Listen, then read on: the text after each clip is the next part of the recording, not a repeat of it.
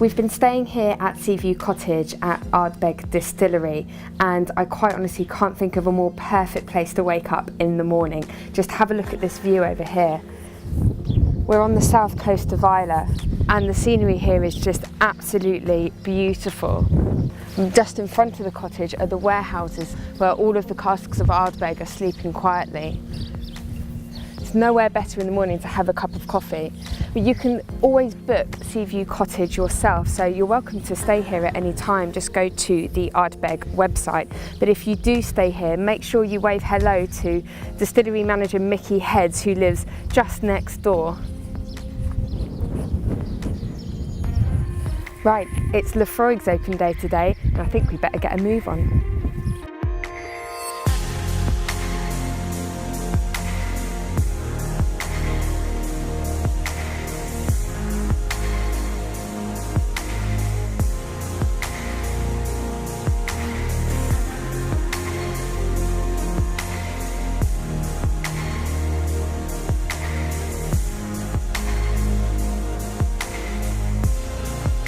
Every year Laphroaig releases 2 Fèis bottlings, and I'm here with Dan Woolley, the National Brand Ambassador for Australia.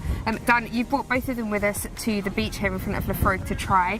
Thank you very much. My pleasure. So the one you have in your hand is the Cottage bottling for this year. This is the 2018 Cottage. This is our official festival bottling.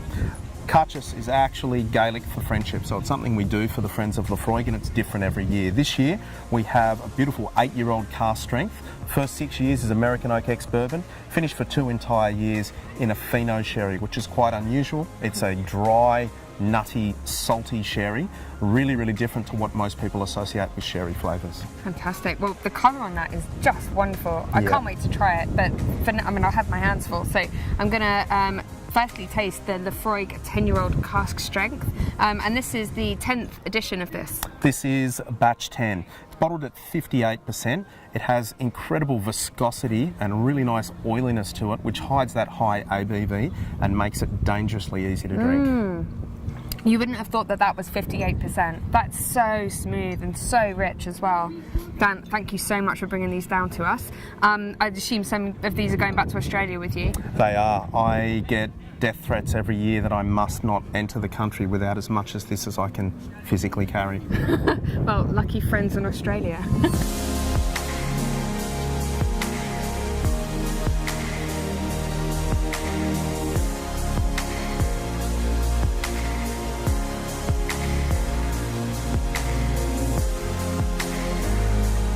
We're a few days into the Islay Festival, and there are definitely a fair few sunburnt faces around.